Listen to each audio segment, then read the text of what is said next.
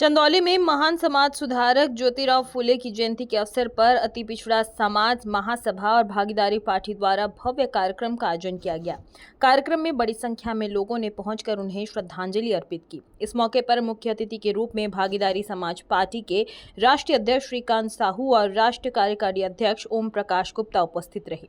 इधर वक्ताओं ने फूले जी के शिक्षा, समानता और सामाजिक न्याय के लिए किए गए योगदान को याद करते हुए उनके विचारों को आज भी प्रासंगिक बताया।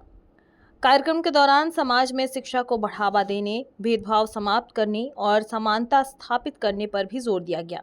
वक्ताओं ने कहा कि ज्योतिराव फुले के बताए गए रास्ते पर चलकर एक न्यायपूर्ण समाज का निर्माण संभव है। साथ ही युवाओं से शिक्षा को अपना सबसे बड़ा हथियार बनाकर समाज में सकारात्मक बदलाव लाने की अपील की गई। इस अवसर पर विनोद गुप्ता, शंकर मोड़, बालमुकुंद लाल, धनजी, प्रदीप जी, राकेश सभासद, संतोष गुप्ता सहित कई गणमान्य लोग मौजूद रहे और कार्यक्रम को सफल बनाया। सर, पहले तो आप अपना परिचय बताएं। देखिए, मैं श्रीकांत गुप्ता नाम मेरा है। मैं 13 साल पहले चीफ इंजीनियर था, CI भाई रिटायर हो गया। और मैं अति पिछड़ा समाज, हमारा मोस्ट बैकवर्ड समाज जो है, उसके बारे में पहले भी काम करता रहा अपने लोगों के बारे में। और उसके बाद से मैंने रिटायरमेंट बाद से ये अति पिछड़ा समाज महासभा का रजिस्ट्रेशन करवाया। इस पार्टी का उद्देश्य क्या है और किस तरह से अति पिछड़ा को एक साथ लेकर आगे की रणनीति बनाएंगे आप? तो हमारी पार्टी राष्ट्रीय भागीदारी पार्टी है। इसमें हम अति पिछड़े, अति दलित को हम समाहित करते हैं। और आप जानते ही हैं कि इस प्रदेश में, देश में अति पिछड़ों की हालत बड़ी खराब है। उनकी हालत बहुत दयनीय है। और जबकि उनकी आबादी अति पिछड़ों की 40% है उत्तर प्रदेश में, अति दलितों की आबादी 10%, 50% आबादी है।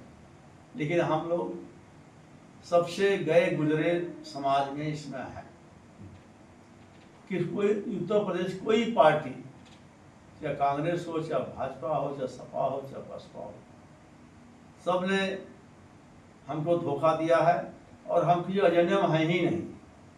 तो हमारा उद्देश्य है, ये हमारा जो अति पिछड़ा और दलित 10-50% आबादी, इनको मैं मुख्य धारा में लाऊं, शासक बनाऊं।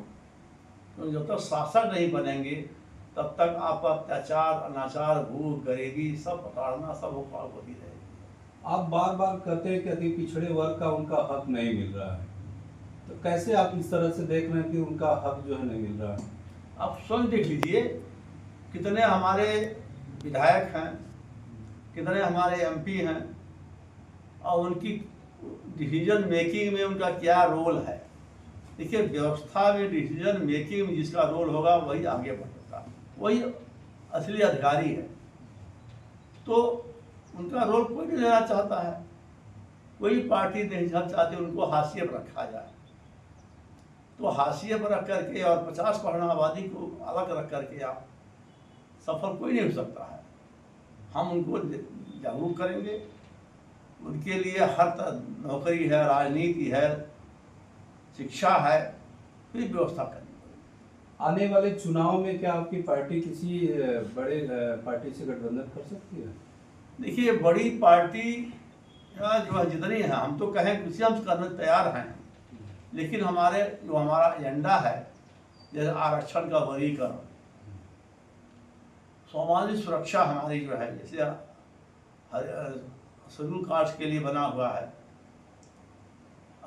सूचित जात जनजात आचार निवारण अधिनियम, हमको उस तरह की सुरक्षा के कानून बनाने का, हमारे बच्चों का 100% शिक्षा में शिक्षा फीस प्रतिपूर्ति करे, 6-7 हम हैं, हम करेंगे। युवाओं और बेरोजगारों के मुद्दे पर आपकी पार्टी का क्या प्लान है? हम तो हमारा पार्टी वही तो अभी कह रहा है, जब आरक्षण का वर्गीकरण हम करेंगे। और इसके अलावा यही नहीं, मंडल आयोग, सामाजिक न्याय समिति जो है, जो संस्तुतियाँ हैं, हमको लागू करेंगे। उसमें तो हमारा यही है ना कि हम अपने युवाओं को जो नौकरी के अलावा उनको रोजगार के अवसर प्राप्त करने के लिए इंटरेस्ट फ्री लोन देंगे हम उनको। जैसे छोटी सी बात है कि बहन जी ने एक भागीदारी भवन बनाया था शेड्यूल कास्ट के लिए कमीशन तैयार करने के लिए। उसके बाद से मुलायम सिंह ने उसको आधा आधा कर दिया, 50% शेड्यूल कास्ट, उनका बैकवर्ड का। ये सरकार आई तो उसने सबके लिए कर दिया हुआ है। तो हम अब हमारी एक तेली, तमोली, कुम्हार, लोहार, बढ़ई, कसब, बिंद, मल्लाह, जो है नाई, धोबी, दर्जी की तुलना अब हम ब्राह्मणों से करेंगे, ब्राह्मण या राजपूतों से या आहिर कुर्मी से करेंगे। उनके पास संसाधन, हमारे पास संसाधन क्या है? तो मेन चीज करने का कैरियर पॉइंट बनाना ही पड़ता है ना, उसका है।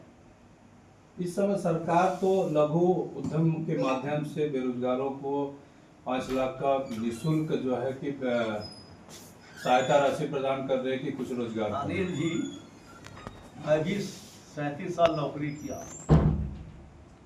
और अधिकारी सही हो जाते तो देश गरीबी सन 80-90 में खत्म हो जाती। अधिकारी, मैं खुद अधिकारी रहा हूं, मैं खुद अधिकारी सही हो जाए तो। लेकिन आइए, सरकार गधों की सरकार है, अधिकारी चला रहे हैं।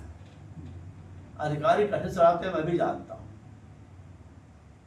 अधिकारी उनको जनता से मतलब नहीं है। मैं भी यही पोस्ट रहा हूँ, भोपाली पंपनाल में रहा हूँ खुद। मैं सूखा पड़ा हुआ था और जनता त्रस्त थी। काश्तकार नहर काट रहे थे, नहरना बंधन कर रहे थे। मेरी उस समय मेरी पोस्टिंग यहाँ हुई और मैं बहुत छोटा अधिकारी था। और एक मंथ सब काश्तकार खुश हो गए। मैंने उनसे बोला कि आप नहर क्यों नहीं काटते हो? आज 81 की बात, आज बात नहीं कर रहा हूँ मैं। तो उन्होंने कहा कि साहब मैं कोई हम बेपागल है, अरे नहर काटने हम क्यों जाऊँगा, पानी मिला सब नहर क्यों काटेंगे? वही अधिकारी। इस समय अखिलेश यादव पीडीए की राजनीति कर रहा है, पिछड़ा दलित अल्पसंख्यक को लेकर, इसके बारे में आप क्या कहेंगे? अखिलेश यादव और पूरा खानदान के बारे में बहुत तक जानता हूँ मैं हूँ। ये पीडीए उड़िए कुछ नहीं कर रहे हैं, ये तो अपना बचा रहे हैं। जो अपना भ्रष्टाचार इन्होंने पूरा खानदान ने किया है, वही बचा रहे हैं। कैसे हम बचे रहे? क्यों? अधिकारों का उन्होंने मिला है, मैं लखनऊ में रहता हूँ और वो खुद बस वो यही चाहते हैं कि हम बचे रहें, हम नेता विरोधी दल बने रहें। और उनका हालात आप खुद देखिए, माता प्रसाद पांडे ने क्या कहा। क्या उन्होंने लोगों ने आरक्षण मांगा, क्या तुम चमार बन जाओगे, चमार बनोगे? ब्राह्मण आरक्षण बने पाएगा तो ब्राह्मण रहेगा, और चमार दूसरा कोई मांगे चमार बन जाएगा। तो उनकी सोच यही है। उनकी सोच कुछ नहीं है, वो केवल बस वो क्या बोलते हैं, स्काई लाइट से अफरीदों पर आए, मुख्यमंत्री बन गए। उनका सब पन्ना मैं भी जानता हूँ ना, सब जानते हैं। वो तो कहते हैं कि हम दलितों के लिए बहुत कुछ काम किए हैं और आगे भी बहुत कुछ करेंगे। दलितों के लिए काम करते हैं तो वो मायावती का जो है गेस्ट हाउस कार्ड नहीं होता। तो मुलायम सिंह के समय में हुआ था। तो उन्हीं का तो सब जो देन कर रहे हैं, ये तो उनको बुआ मानते हैं अपना। ऐसा है। ऐसे साल मेरी खुद बात हुई, आधे घंटे बात हुई है। मेरा प्रतिनिधिमंडल तो मिला था, हमने भागीदारी की बात किया। वो घुमा रहा है कि, और उनके सुरेश यादव जी ने बोला, उन्होंने कहा भाई सुरेश यादव आप बात कीजिए। सुरेश यादव जी कहते हैं कि लोग ब्राह्मणों की माल सह लेते हैं, अहिरों की माल लोग नहीं सह पाते हैं। 2027 में आपकी पार्टी क्या स्वतंत्र रूप से अपने हर मुद्दे पे चुनाव लड़ेगी या किसी से गठबंधन करके चुनाव? देखिए, गठबंधन कोशिश कर रहे हैं करने की, लेकिन हम लड़ेंगे, हम तो है लड़ेंगे। और हम 50% रहना है, 50% हम कोई बस हमारे पास गुलाम को गुलामी एहसास होना चाहिए। हमारा 50% चाह ले। हमारा आरक्षण, हमारा मुद्दा क्या है? आरक्षण का बरीकरण पहला काम, चाहे शेड्यूल कास्ट का हो चाहे बैकवर्ड कास्ट, दोनों का। उसके बाद से समाज सुरक्षा, हमारे बच्चों को 100% चाहे कैसे करें, उनको कोचिंग हो और उनकी फीस माफी हो। हमारा समझ जाए हमारे लोग, अपने हम गुलाम को गुलाम के एहसास कराना है, और हमारे एहसास हो जाए बस हो जाएगा। धन्यवाद सर, आपने इंडिया 24/7 और सम्राट टीवी को चैनल समय देने के लिए बहुत बहुत धन्यवाद आपको। नमस्कार, मैं मिथिलेश गुप्ता, इंडिया 24/7 से।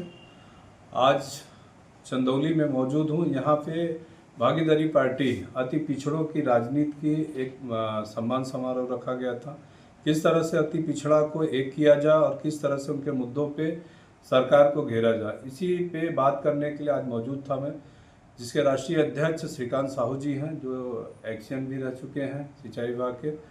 उनसे खास मुलाकात हुई और ख़ास बातचीत में उन्होंने बहुत कुछ अहम मुद्दों पे बात किया कि किस तरह से बेरोजगारी है, अति पिछड़ा या पिछड़े लोगों को, अति पिछड़ा में 119 जातियां हैं जिनका हक मारा जा रहा है, उनके मुद्दों पे बात हुई।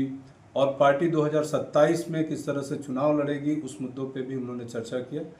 धन्यवाद। मैं मिथिलेश गुप्ता, इंडिया 24 से हूँ।